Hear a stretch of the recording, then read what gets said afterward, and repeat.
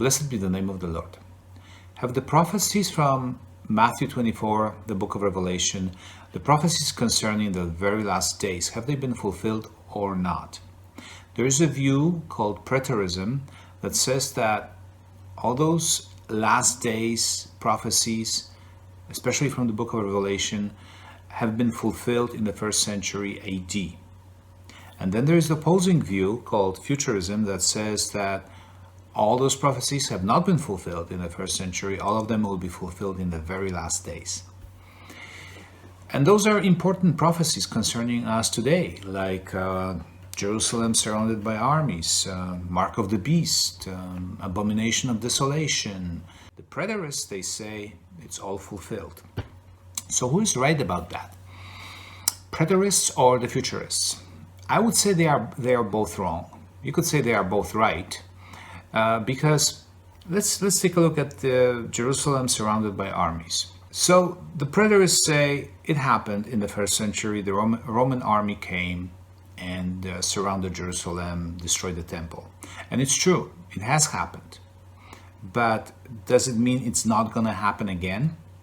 You see, this argument between the Preterists and Futurists comes from the lack of understanding how prophecies work.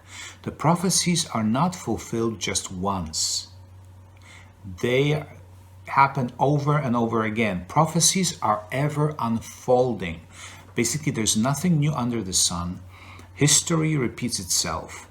And the way prophecies work is that we get an event is prophesied. Then we have a foreshadow, a warning, a sign or set of signs, warning a nation about or showing that an event is coming. And then we have a small fulfillment, and then a bigger fulfillment, and then the ultimate final fulfillment. Not necessarily 3 times, it could happen 2 or 5 times depending on what prophecy it is. But the ever unfolding is a pattern that happens throughout pretty much all the prophecies. So just because a prophecy was fulfilled in the first century doesn't mean it won't happen again. And the Futurists are obviously wrong because Jerusalem was surrounded by armies. And it's a historical fact. You cannot deny that the Roman army came and destroyed the temple. As a matter of fact, Jerusalem was surrounded by armies many times in the past. But Jesus was speaking about the Roman army destroying the temple, and then it will happen one more time actually. There will be a final fulfillment of this prophecy, still awaiting this ultimate last fulfillment, and that will happen in 1,000 years before the battle of Gog and Magog, described in the book of Ezekiel. That's not happening now. That's happening after the millennium. Let's take a look at another event, the Abomination of Desolation. So Jesus said, when you see that, when you see the Abomination of Desolation standing in the holy place, run for the hills.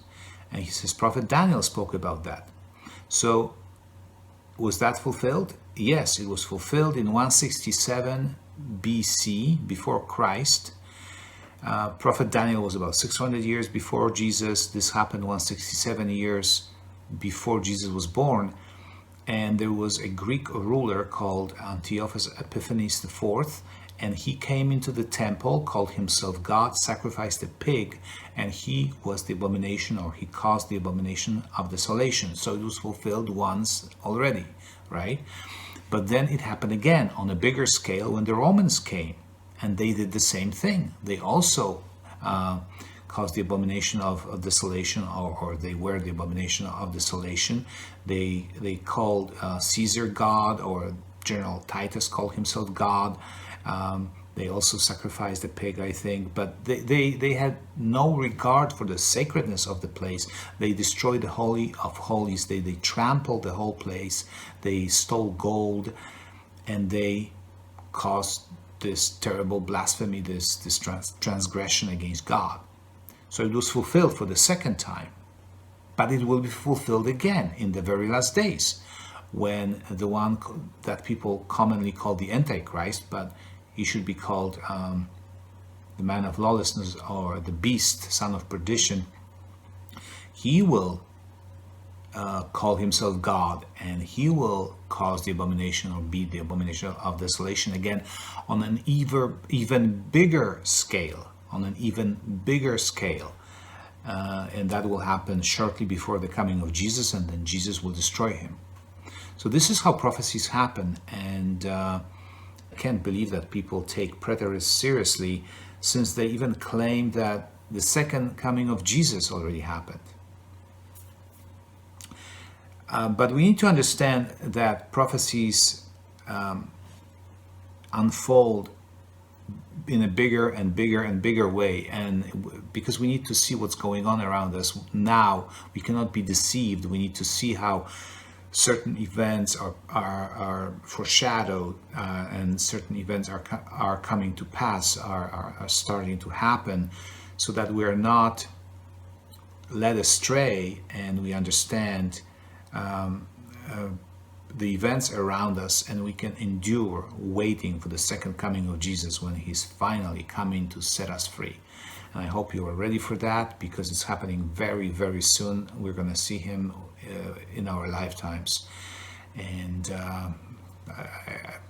I just, I want everybody to know what's going on and be ready for that. And may the Lord richly bless you from Zion. Take care. Bye-bye.